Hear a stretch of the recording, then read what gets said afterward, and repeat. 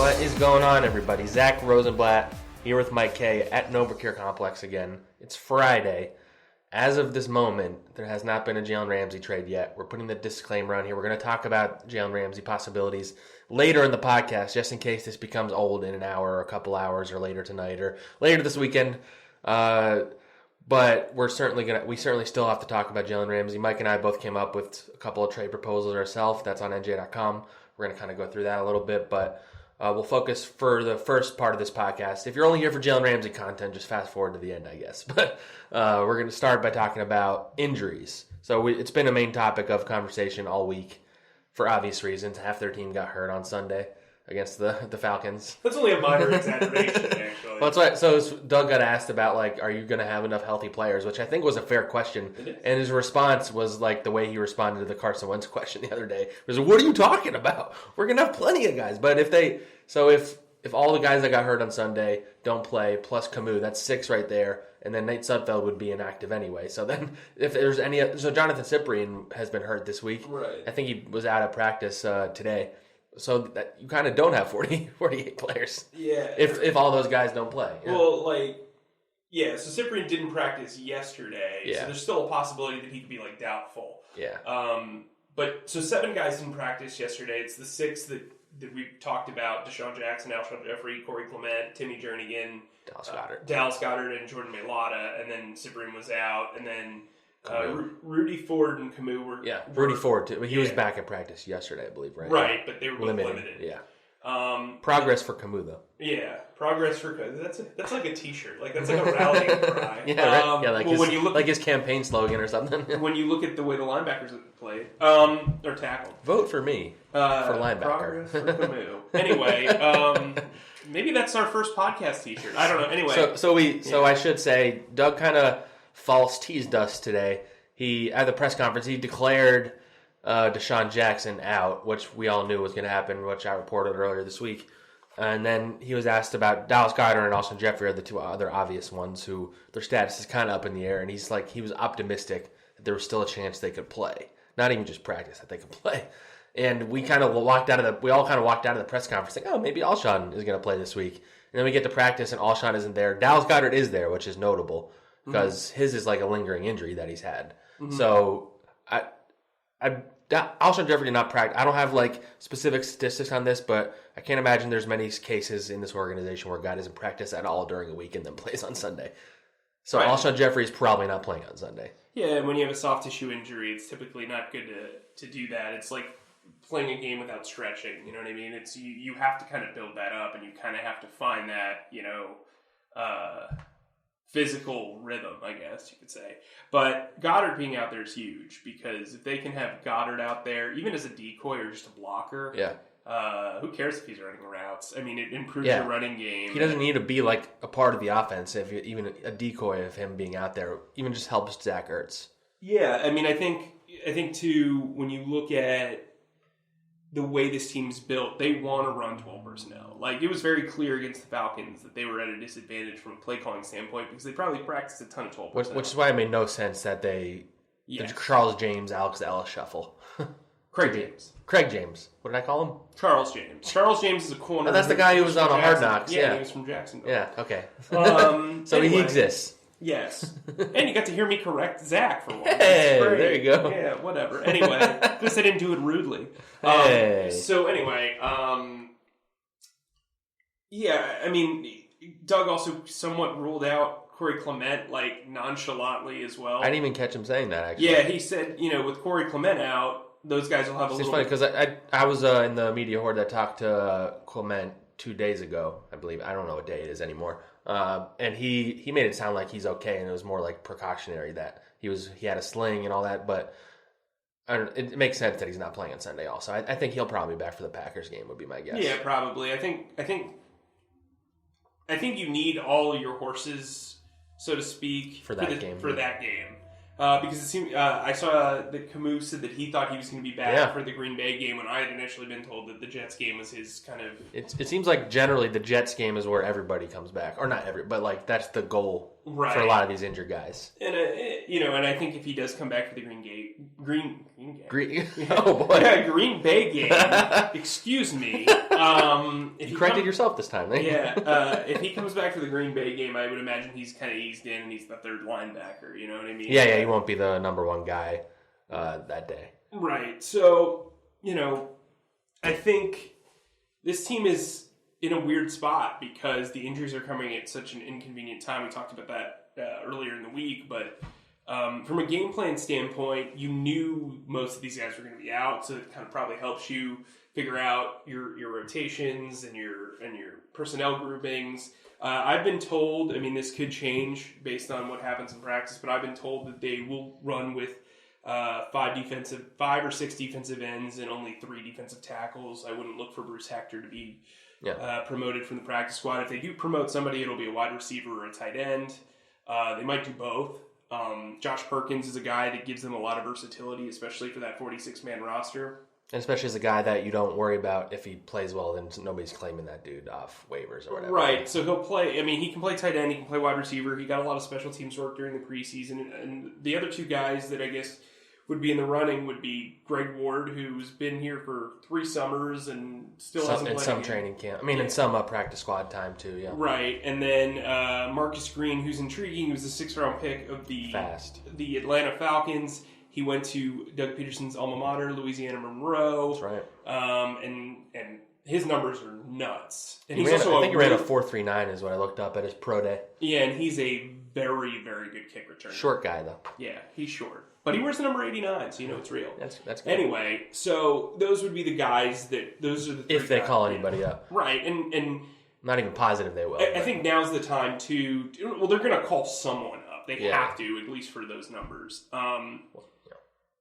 Because as much as Doug, tried to sweet talk Darren Sproles as an alternative at wide receiver. He's been saying that a lot, too. Right. You have Dallas Goedert, who, even if he plays, is dealing with an injury. So you're already... So it's kind of like you have 2.5 tight ends, basically. Right. And they only have 3 active or healthy wide receivers. So even if Alshon Jeffery miraculously play... You know what I mean? Yeah, what if Matt Collins' groin acts up again? Right. You've got to learn from what happened in week 2. Because there were a lot of lessons there. And if you're going to take anything out of it, they took for granted that those guys would all stay healthy, kind of thing. Right. So I think it's worth talking about what they should do with those roster spots in order to make those moves. Because at some point there has to be a discussion about Jordan Mailata. There has to be a discussion about LJ Ford. There has to be a discussion about Jonathan Cyprien. Sendejo. I think Sendejo is going to stick around, at least because of the safety injuries. At least for now, right? Yeah. Rudy Ford's injured and whatever. But I think when you look at Cyprien, who's only really playing on special teams, he's a veteran who really never played on special teams before coming here. He's injured. You could theoretically put him on IR. Mailata hasn't practiced since the preseason finale. I know you want to get him reps in practice, but at this point, you already have Matt Pryor and Nate Herbig as developmental guys on the roster. You know who your left tackle of the future is, and Andre Dillard.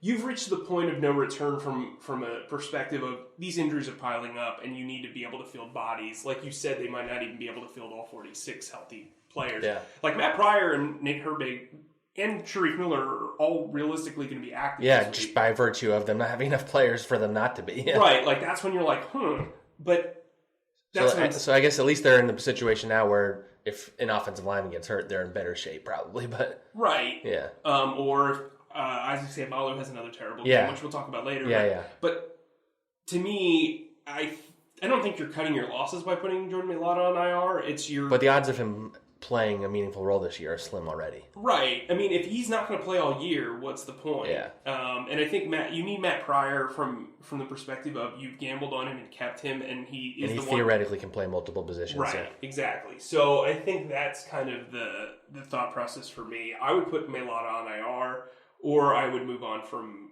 Cyprien. It would be one of those 2 moves. Yeah, if they make a move, it'll probably those seem like the 2 most, because I don't know who else they would really cut on this team right now. Maybe Herbig, but I guess Herbig. I really think they like him. I think that's a real. Yeah, I guess that makes sense though, because he's a guy you could probably get through waivers in theory anyway. Hopefully. Hopefully for your brand. Yeah, for my brand. So the 2 guys, assuming DeSean, we know DeSean's not playing, and Alshon. We talked about them earlier in the week, but J.J. Arcega-Whiteside and Matt Collins are like the two big names. So Matt Collins spoke to the media yesterday. He hasn't really spoken to the media that much since like he started suffering these groin injuries. And he's like such an interesting guy. Well, he has like pet snakes, and he has, he rides his bike to work, like all that stuff, and he had that weird hairdo. But he had this interesting thing that kind of blew up on social media in like a negative way. And I didn't take it as negative as everybody else did, but so obviously we talked a lot during the preseason how special teams was his way onto this roster, how he's a good gunner, all that stuff. And he basically was like yesterday, if a coach came to me, was like, essentially if I had to get rid of one thing, I would get rid of playing offense before I would get rid of playing special teams, because he just really likes playing special teams. And I think that comes from, like, for background in him, he was a walk-on coming out of high school at North Carolina. He worked his way and started playing as a freshman because of special teams. He was a captain as a freshman. And he said in North Carolina, all the starters played special teams, and he just like fell in love with it. And when he came here as a rookie, he wasn't really playing much on offense, and he was learning from Chris Maragos, who he called one of the best of all time in terms of being a gunner and all that stuff. So while of course you want a guy to like want to be the number one receiver, I think there's also something to be said about just like understanding who you are and how you can get on the field. Like realistically, when everybody's healthy, he's not going to play that much on offense. He knows that he has to play on offense these next few weeks, and he has to play a big role. Maybe that says something about where like his mindset is as a receiver, but I don't think it was as big of a deal as maybe the fan base made it out to be. Yeah, I don't see it as a negative at all. I think it's great. There's so many people in this league that are vying for positions that they can't attain, and he's a guy who he has self-awareness, which, being a really odd dude, it's good. He called himself weird, by the way. It's not like... Yeah, his dad wants him to line. So I literally asked him, because you hear from injured guys all the time, they're like, it's a lonely existence when you're injured because you're like off in your own world. He's like, well, I'm lonely anyway. I mean, I'm lonely. I'm weird, and I'm kind of off on my own anyway, and people don't talk to me that much. Like, he was just like, I found that fun. Like, he's just like so open about how he... Like, I was looking up some stuff about him. There's like a picture of him. I guess he had his pet snakes in college. Yep. There's pictures of like his teammates being all freaked out by them or whatever. He's a unique personality though, and they clearly love him around here. And I'm sure Dave Phipp really appreciates that he feels that way about special teams. Sure. I mean, I think, you have to have 3 or 4 guys that really kind of live for special teams, because those core 4 guys, like the core 4, spots on special teams, you've got to kind of develop and cultivate a group that really just... When you play on special teams, I was watching Invincible the other day. And it's Capali. Yeah. And the special teams coach, I mean, that whole movie's pretty much fabricated. Yeah. But one thing that that rang super true is he goes, you've basically got to play like a bat out of hell. Like this has got to be like, you've got to seek and destroy. I mean, like you've got to be nuts to play on special teams in a lot of ways. I mean, it's obviously a lot safer now than it was in the 70s, sure, but still part of it though. Like you have to be good at that. You have to want to do it. And I'll say this: I don't think he should be commended for being able to like appreciate what he's good at. We all should do that. Just like Zack. If Zack had a role in life, it would be not laughing, because we know. So I think like I don't really get the negativity of it. If anything, I think it's a positive. But that said, he doesn't really run routes well. Yeah. And so what I'm interested in this game is he's probably going to be the deep threat. Yeah. They've talked about that a little bit. They're going to have him run go routes, and they're probably going to have him run posts, and that's probably it. But when you look at what the Lions have in their secondary, which we'll talk about a little bit later, that's called the T's, he's going to have favorable matchups from a speed standpoint. And I think he's a guy to kind of watch. I wouldn't pick him up in fantasy, but he's a guy that I think could have a splash player too. Yeah, you can look at his numbers, and he has 3 catches for 60 yards or something like that. Right. Like a DeSean-esque line when DeSean's not going off. And I should say, like, him focusing so hard on special teams is going to keep him in the league for a long time too, as long as he stays healthy. For sure. And I think a lot of guys that have, looking at Ellis was a walk-on at Tennessee. He played quarterback in high school, had a walk-on at Tennessee.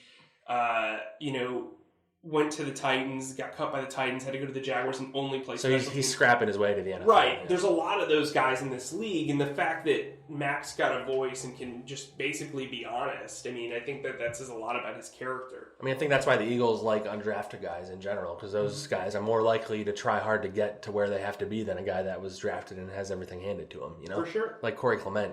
You know, he's on this. Getting undrafted might have been the best thing for him, honestly. Probably. Yeah. So speaking of guys that were drafted and maybe have struggled a little bit, we should talk about him before we get into the preview. Isaac Sayamali referenced him earlier. Doug was asked about, like, at what point do you bench a guy when he's struggling, and he pretty vehemently said that Isaac Sayamali is not good. Like, you can have a bad game. If I would I have benched Nelson Aguilar after his bad game? Like, he pretty much acknowledged, or that his first drop, I guess. Yeah. Isaac was very bad. It was 2017 reminiscent when he was benched for Wisniewski. Well, first he was benched for Chance Warmack, which makes it even That's right. harder. It was like a rotation. Yeah. It was like a weird guard rotation. Which is what the Jaguars ran last night, which is weird. Teams doing that. You don't do that on the offensive line. That's strange. But so I wonder, like, how many of those performances. I'm not saying I think he's going to have that level of performance. You hope he doesn't. But the Lions do have a tough interior defensive line group, which we'll get into with matchups with Snacks Harrison especially. So I don't know if they have a better option necessarily behind him, because I don't know if Viatak can play left guard, but it is alarming the way he played last week. He is good at, like, moving on. Like, that everybody in the room talks about how he's quick to, like, forget. But if you can go to Jimmy Kempski's Twitter feed, he had, like, a whole thread of GIFs of all of Isaac, not all of them, but a lot of Isaac Sayamali's bad plays, and they're really, really, a lot of it, some of it looks effort-based, some of it looks like he just got beat. He simply has to be better, though. Obviously, like, if they're going to be a Super Bowl contender, they can't have a weak spot like that. Yeah, and it's somewhat discouraging after the solid season that he had last year. Like, he wasn't great last year, but he was like a starting level guard. Which is why they extended him. Right. He got a 3-year, $17.6 million deal, and I think he got $12.6 million guaranteed. So, like, well, you know, it's nothing to not like superstar, but he's a guy that they want around. Yeah, it's actually a pretty cheap end deal, but still, there's money involved, and you know, yeah, it's unfortunate. I watched the game, and I rewatched the game, and it was bad. So, but he was going up against Grady Jarrett, who, in my opinion, is the top three technique in the league. I think, you know, Doug was pretty adamant that unless it's something that continually happens over time, I doubt he's going to play that poorly. You hope he doesn't do that ever again this season. Yeah, I think you wrote an article on it, but Pro Football Focus credited him with 6 hurries and 2 sacks. He's the worst graded offensive lineman in the entire NFL.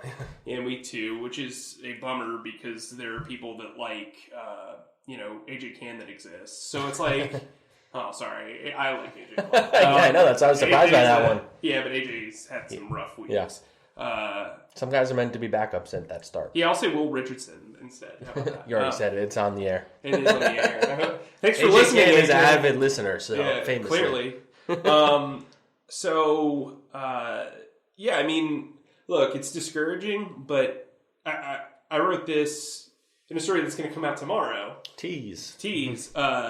It was a red flag, but it wasn't a final straw. You know what I mean? Yeah. Like, he earned the right to, like, bounce back at least. Right, and there is no Wisniewski, like, nipping that's the at thing, his yeah. heel. Like, I mean, Wisniewski's still out there. Nobody picked him up. Oh, yeah, believe me, he is still out there in every which way. He's not coming back to the Eagles. Yeah, I don't think that. There are people who were speculating they would bring him back, like, the veteran thing, but that just, I never saw that. The guy I'm interested in seeing, like, how much they like him. I wouldn't have Viatak play left guard, personally. He didn't do that great in his limited time he's played. Well, I think he looked okay at right guard. Okay, yeah. I mean, in preseason he looked good, I should say. Yeah, in the preseason he looked good, and I thought he looked good in training camp. Yeah. He's already got 3 positions. I know, don't add more, yeah. Herbig's the guy, I know. It's not just for the brand, he's... They're more likely to play Pryor, I feel like, though. Probably. Yeah. I don't think I would think, I don't know. But yeah, I don't think Pryor's that good. But I know you don't, but I'm just saying, like, in theory, like, he's been around longer. Well, and that might be the case. I mean, that might be, like, the thing. We're getting a few steps now. We both don't think Sayamali is getting benched anytime soon. No, I think maybe... So, he was benched in week 3 after the Chiefs game where he gave up 6 pressures, I believe, in that game. Yeah, and then he supplanted Wisniewski in week 5 last year. Yeah. So it's been such an interesting shuffle at left guard. I don't think they would, since they just paid him, I don't think they would move on unless he was astronomically terrible until maybe the bye week. So that's something to keep an eye on. I think he'll bounce back. I think it helps that he's going to get to bounce back at home. I view the defensive line of the Lions more as a run stopping unit than a pass rushing group, which should help him. But they need to get this offensive line started in some fashion. Yeah, they were bad last week for sure. Yeah, that was one of the worst games that I've seen from the offense. So when you rewatch, who else stood out as struggling? Peters? I mean, Peters had a rough game. It was basically the left side of the line. Yeah. I mean, Lane Johnson had his moments. Yeah, I mean, late in the game, he gave up either a sack or a hit where the guy came around the edge. There was a lot of holding calls too. I mean, it wasn't a fun night for them. If the Eagles are going to be good, it starts in the trenches. Yeah, for sure. And all right, so we can transition now into we're both struggling to talk today. Long week. Friday, baby. We transition into the preview in the game. Let's do some key matchups. So I put down, just because we don't think that Alshon Jeffery's playing, I said Darius Slay versus Aguilar. I don't know if they put their cornerback staying on one side or if they follow anybody. It depends on the matchup. So I'm curious if you were to follow anybody, it would be Aguilar. What do you? I know Doug is pretty complimentary of Slay. What do you think about their secondary? I think Darius Slay is a top 5 corner in the league. I think he's very, very talented, and they've treated him as such. I'm not so worried about the Slay-Aguilar matchup as I am the Justin Coleman versus anybody who's in the slot matchup. Justin Coleman, he's a nickel corner that they just paid this offseason. Yeah, it's free agent signing, yeah. Yeah, he's very good. And I think it's going to be interesting to see how they use him, whether they put him on Zach Ertz or if they put him on somebody I would assume Matt Collins is the slot receiver because J.J. Arcega-White is probably going to play. And I would say there's a good bet they double Zach Ertz in this game. They're going to try to take him away. That's why Goedert is so huge if he does play, even as a decoy. Yeah. Yeah. Their safeties are interesting. Tracy Walker is a bit of an underrated playmaker. He can make plays on the ball, but I wouldn't say he's terrific in coverage. Quandre Diggs used to be a corner, and he was just so slow that they put him at safety. That's something that they could potentially exploit if Goddard's on the field. Rashaan Melvin's a journeyman corner who's probably going to be the matchup for anybody who's not being covered by Slay or Coleman in nickel formation. I think Matt Collins could have a good game. I do think that if JJ can be physical off the line, I think he can win battles against Melvin. They're going to have to run the ball in this game. Yeah, so I'm going to say that one of the biggest matchups in this whole thing is really the offensive line, kind of. The offensive line versus the defense. The trenches are you can have everybody involved. Snacks Harrison is disruptive in the running game. Yeah, I mean Trey Flowers is actually really good. By the way, sneakily, the Snacks Harrison trade might have been worse than the Odell Beckham one for the Giants. Yeah, terrible trade. That dude's good. What are they doing? Their linebackers are pretty good. I like Devin Kennard. I like Jared Davis. I like Christian Jones. Yeah, I feel they have just a solid defense, not amazing. Yeah, I mean, you can run on them.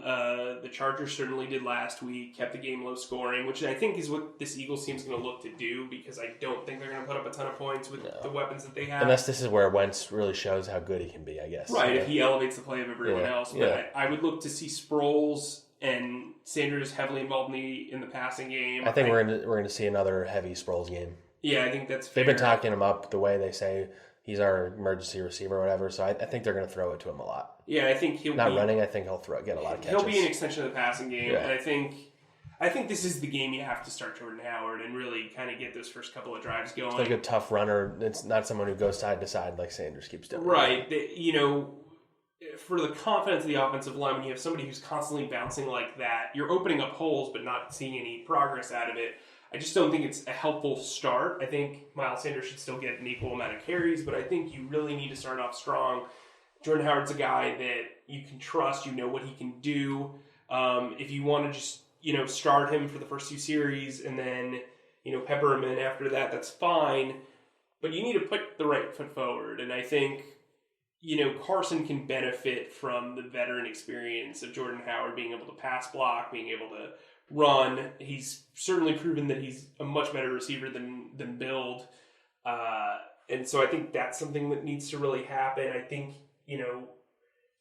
from my perspective on defense, Danny Amendola versus Avonte Maddox is going to be a big situation there because Matt Stafford's getting the ball out quickly. He can put up a ton of yardage. I put down all the Eagles' corners again because the Lions do have talented receivers. They have Galladay, Marvin Jones, and Amendola. That's a pretty good group of receivers. And Marvin Jones is a guy who I think's kind of fallen under the radar, but he's going to be a really difficult matchup for Sidney Jones and Rizal Douglas. I mean, Galladay's just a physical. He's a tough guy to like. Yeah. He's not Julio Jones-esque, but he's like big. He's in the Allen Robinson mold. Yeah, for sure. And they use him all around. So if like Darby's on him, that tackling is an issue for Darby. So that's something to watch. Correct. Yeah. I'm interested to see Joe Dahl and Frank Ragnow versus Fletcher Cox, especially with Hassan Ridgeway being kind of his partner in crime now, a new one for the. And Akeem Spence shuffling in. Yeah. Yeah, and if Akeem Spence is 6'1", I'm probably like 6'5". Yeah, he's shorter than I thought. Yeah, and we should then. So Taylor Decker and Rick Wagner are their starting tackles. I never heard of Rick Wagner in my life. He's actually pretty good. Oh, is he? Yeah. I do know who Taylor Decker is, but Brandon Graham, Derek Burnett, they've both been good, but neither have a sack yet. And I think it is. I know the coaching staff really tries to downplay the sacks. Which there's something to that, but you also need to finish the. I know some of that has to do with the corners and all that. But Brandon Graham and or Derek Barnett need to win a battle or two this week. I mean, coaching staff, be brave and just be accept your truth like Zack has with his laugh. Second Zack laugh joke in the show. I appreciate it. Self-acknowledgement of a joke that you self-appreciate too. Yeah. So what I'll say is Kerryon Johnson got like a big reputation early on, their running back. They don't really have a great running back stable. I think you can shut them down. I think the Eagles defense has proven that it's a very good run stopping team. I think they'll be able to do that in this game. If you can make the Lions one dimensional, Stafford's going to throw interceptions. It's a fact. Stafford's got a lot of Phillip Rivers to him, where he'll gunsling at times and throw a lot of passes. Jesse James doesn't frighten anyone outside of the. I didn't realize they had him, honestly. Yeah, but they PJ Hawkinson though. They do. I mean, he was really good in week 1. Yeah, I mean, I think they're going to have trouble with tight ends, but I also think Malcolm and Rodney can handle them. The Wagner versus Graham matchup is going to be one that I'm really interested to see because I do think Graham can get the better of him. Vinny Curry, I'm interested to see how they use him because I would use him at 3 technique at times and have Hassan Ridgeway and Akeem Spence be the nose tackles. When you look at special teams, Jamal Agnew is actually a really, really good returner. He returns kick and punts for them. And then I think this game is going to be a battle of field positioning. I think it'll be a low-scoring game. I think it'll be in the teens to early 20s, and it'll be close. I think punting is going to be really important. Cam Johnson's had a low-key, pretty good start to the year. And kicking is going to be important. I think there's going to be a lot of field goals in this game. I think fantasy-wise, I saw that the Lions have given the second most points to a kicker. So if you have Jake Elliott on your fantasy team or need a kicker, he might be the best bet. All right, so now we'll go through some rapid-fire predictions and then our game predictions. Then we'll do some Jalen Ramsey talk. So far, there has been no trade yet, knock on wood, as we're talking here. Zack, shut up. All right, rapid-fire. All right, number 1, give me what you think the top 5 Eagles receivers are on Sunday in terms of receptions. Receptions or targets? Receptions. Aguilar, Ertz. I think Aguilar's going to get more catches than Ertz this week? Yeah, just because I think they're going to double team Ertz. And Carson's going to need to be protective with the ball. I don't think he'll get more targets, but I think he'll get more catches. So that's why I asked. Fair. Aguilar, Ertz, JJ, Mack, Sproles. That's pretty much what I had earlier this week. I think I might move Sproles up, but that sounds about right. I said, so number 2, will J.J. Arcega-Whiteside score his first touchdown? No. Over-under receptions for Zach Ertz, 10. 10? You're saying, wow, that's pretty high. Under. Under, okay. Will Darren Sproles get the 40 yards he needs this week to move into the top 5? I thought it was 41. No. 40, whatever it is. Yes, because of a punt return. Because of a punt return, so you think? Well, no, I think he'll get 25 yards receiving. Oh, combining all of it. Yeah. Will the Eagles defensive ends get their first sack of the season? Yes. Will Andrew Sendejo play more than 30% of the snaps, which he's done both of the first 2 weeks? Yes. Oh, boy. That stinks. Will Matthew Stafford throw for more than 300 yards? The Eagles have given up more than 300 yards in 2 straight weeks. Yeah. So not a great day for the corners again? I mean, he's a guy like Phillip Rivers who puts up just a lot of yardage numbers. Do they matter, really? Rivers is better than Matthew Stafford. Oh, that's not even close. Yeah. I could talk to you about Phillip Rivers for like 3 hours. Big Phillip guy. Big Phillip. All right, what's your game prediction score? Eagles 23, Lions 20. Reasoning? I think this is going to be one of those games where the home crowd really plays a factor. The Lions are a dome team. It's a 1:00 game. It'll be reasonably weather, effective. And I think when you look at what the Lions do, nothing they do is really all that impressive. Doug Peterson's gone up against Matt Patricia's defenses before. He knows what he's doing. The Eagles, I'm very confident going into this week. They need this win, to stay even with the Cowboys, because right now it's a 2-team race and the Cowboys are basically being gifted 3 really easy opponents to start the season. And then the Saints without Drew Brees after that. Yeah, I mean, this is, I think the Cowboys have as good a shot at winning their division as any team in the entire league. The Eagles need to play like they were supposed to before the season. Right, basically. Exactly. I had the Eagles winning 20-13. Like you were saying, like this isn't a gimme game like maybe we thought it would be before the season, probably just mainly because of the circumstances. If the Eagles were fully healthy, I think they'd win by multiple touchdowns. Yeah, I think this game would be a blowout. But they're not fully healthy, and the offensive line's coming off a terrible game. The Lions have some intriguing defensive linemen that we went over. Trey Flowers, another guy we didn't mention earlier, I don't think. So I think this is kind of, like I was saying, this is kind of a game where we see what Carson Wentz is made of a little bit. I know it's just the Lions, but even if he can come out and throw for 300 yards and 2 touchdowns and no interceptions, like you feel pretty good about where you're going with him the rest of the year. Yeah, I mean, and this isn't a night game. There aren't special circumstances. There's not, like, you know what I mean? Like it's not an all eyes on me sort of thing. And I think, we went, I don't know how long this podcast is at right now, but we went a very long time without talking about Carson Wentz. And the truth is he had a very up and down performance last week. And the week before that, I mean, it's been a tale of 2 halves in each of the last 2 weeks. He needs to really start off strong in this game, whether it's through his mobility or him getting the running game going or throwing the guys out of the backfield. One thing I'll point out, Nelson Aguilar, the last time he played a Matt Patricia defense, had a career-high 9 catches in the Super Bowl. He was able to get open and beat zone coverage. That's something to keep an eye on. I think they're going to move Nelson Aguilar around. I think he's going to play on the outside. He's going to play in the slot. They're going to try to find the right matchup. And if Darius Slay is only working the 2 outside spots, that might be good, because then you get Nelson lined up against Justin Coleman, who I think is very good, but I think Nelson can win that matchup. All right, so we teased this at the beginning of the episode. We're going to do a little Ramsey talk. If you fast forwarded this far, why do you hate us that much?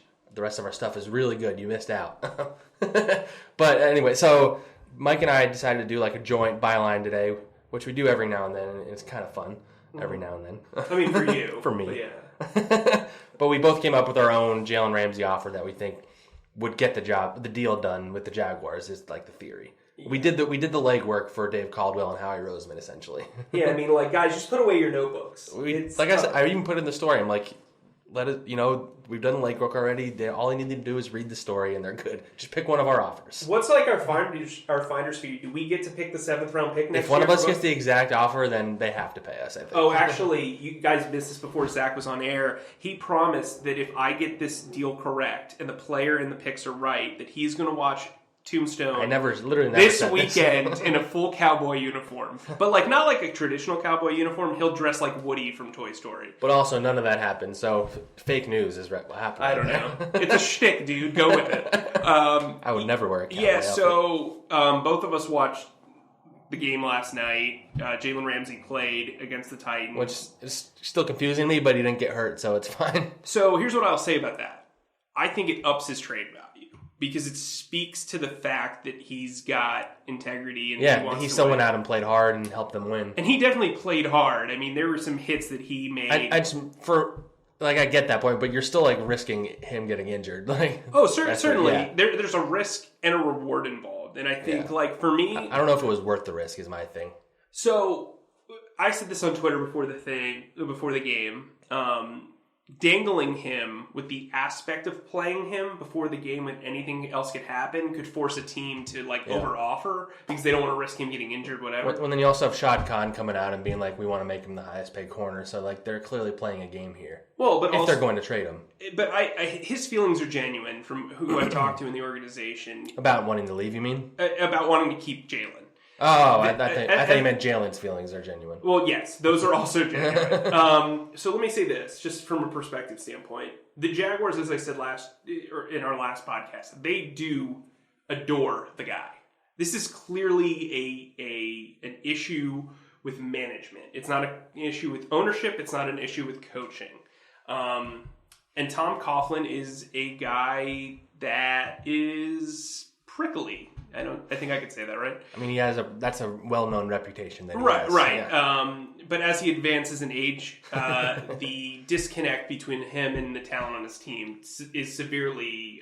He's turning more and more into Clint Eastwood and Gran Torino, is what you're saying. Get off his lawn. Or I know you didn't see Clint this Eastwood yet. in The Mule. Yeah, or Clint Eastwood in list anything from the last decade. That's actually who I see when he's complaining about cell phones half the movie. I'm sure Tom Coughlin complains about cell phones, too. Certainly. He's probably got their phones. They're always tweeting what they're thinking. He's definitely got a flip phone. Shout out to Ryan Dunleavy. Basically what I will say is this. The Jaguars are definitely open to trading him. They've received some really good offers. That said, they have the leverage of not trading him. And that is leverage. Well, having that early game almost helps them with that now, because then you could have teams that, if they have an injury or something. Right, so you could wait till Monday. But that said, too, his trade value, as long as he stays healthy, is not going to decrease as you get closer to the trade deadline. Also, his trade value, if he stays healthy, is not going to decline once they hit the offseason. When teams can recalibrate and kind of figure out what their plan is for the offseason, so they can agree to a trade similar to what the Eagles did with DeSean Jackson and Michael Bennett beforehand and kind of get their ducks in a row. I think the Jaguars will trade him within the next week. That said, they have to continue to present the opportunity of holding on to him. They do have a division title that they can compete for. That AFC South division is an absolute mess as it is almost every year. And that defense played very well with him in it. They already are paying A.J. Boye top cornerback money. He could be a number one corner and has been a number one style corner, even with Ramsey around. They really like Trey Herndon, former undrafted corner that has really stepped up the last couple of years. Look, I think they need offensive line help. And so let's get into our proposals. Yeah. So I'll give my proposal first. I had the Eagles trade Sidney Jones, their first-round pick this year, their third-round pick this year, and a fifth-round pick next year. And in return, they get Jalen Ramsey, a sixth-rounder this year, and a seventh-rounder next year. It's kind of like that's a classic Howie move. You get like the late-round picks as throw-ins at the back of a deal, and helps you have a little more assets in there. And part of, number one, the Eagles would have a surplus of corners at that point. And I think if the Jaguars are going to be interested in any of their cornerbacks, I imagine they would demand Sidney Jones probably, unless they were high on Rizal Douglas probably, right? Yeah. And then you add to the fact, the Eagles are going to get at least a third-round compensatory pick. After you do this trade, you can turn around and cut either Sendejo and or LJ Ford, and then you're getting another fourth-round pick. So you're not really losing as many picks as it seems. And you're going to have to give up at least one first-round pick. Putting Sidney Jones in the deal probably reduces the amount that you have to give up otherwise. I would think, it depends on how high they would be on Sidney in theory. There was one guy who was arguing with us in our Twitter feeds about his... I thought he was Sidney's father. Beyond this discussion, this happens a lot with trade discussions. Fans would tend to not want to trade away their own guys because they have potential. But you have to consider Sidney Jones at his very best is probably not going to be as good as Jalen Ramsey. So you're trading for potential to be something that Jalen Ramsey already is anyway, and that happens a lot in trades where maybe people aren't as high in them, but you have to consider what you know and what you don't know, and you don't know what Sidney Jones is going to be. Well, but anyway, so what do you think of my offer? Well, I think, one, I'll say your logic is extremely sound. If you want to play, you've got to pay. Yeah. Like, I got a lot of feedback. They should trade Ronald Darby. Well, what's really appealing? Yeah, the Jaguars have to want the guy. Like, no, they shouldn't trade him. They should trade the lesser guy. Well, no, the point of us putting him in there is because he's the better chip. Right. Yeah. So, like, Ronald Darby, right? He's on a 1-year deal. He's played horribly the last 2 games. Like, what's appealing there? What I will say is this: Rizal Douglas fits into their cover 3 defense a little bit better, so you don't have to. I can see it being Rizal instead of Sidney or Avante even. Maybe they demand Avante. I don't know. Yeah, it's possible. If they only would do it with Avante, I would do it. They really it would depend on the package. They like taller guys, so I'm just saying, like, from the Eagles' perspective, we're both big on Avante, I know. But if they're like, we only want Avante and it has to be with this package, or you have to give us a second first, like you give Avante. Yeah, it's definitely. I mean, Dallas Goedert will be sad for days, but yes. Who's he going to play Fortnite with? I think your logic is very sound. I like that you considered the compensatory pick formula because I do think, as much as people are down on on Zendejo, I think LJ Ford's probably the most likely. He hasn't played at all on defense, yeah. Right, and Camus Grugier-Hill's coming back. As we said, is on the mend. They also worked out Paul Worlow a couple of weeks ago. That's kind of interesting. Let you know that they're not settled at that linebacker position. I think it's sound. I think you're giving them a haul that's worthy of Jalen Ramsey. My question would be, do the Eagles want to give up that much? And I think it's smart. Fair question.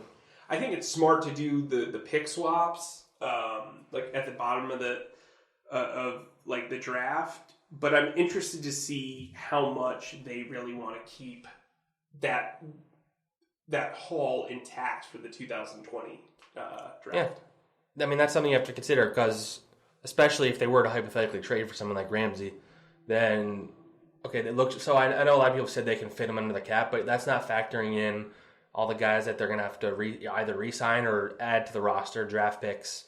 Like, you have the salary, but you need to use that salary to fill out the roster because as of right now, they would have significantly less than a 53-man roster going into next year. So that definitely is a concern. And I think I know people are like, if you get him, you pay him, but you have to factor in other stuff because then they just made it, you can't cut DeSean or Malik Jackson based on the way they structure their contracts. You'd be losing money.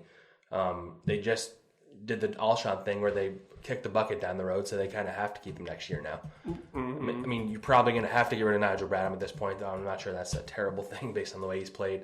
So the salary cap situation is interesting. But tell them what your offer was, or do you need me to say it? No, I'll tell you. I wasn't sure if you added up. Yeah, it's a first-round pick in 2020, a fifth-round pick in 2020, a second-round pick in 2021, and Big V.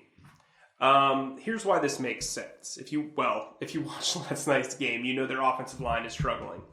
Not only is their offensive line struggling, but they have an issue right now where their left tackle, Cam Robinson's coming off an ACL injury. He had to rotate with Will Richardson yesterday.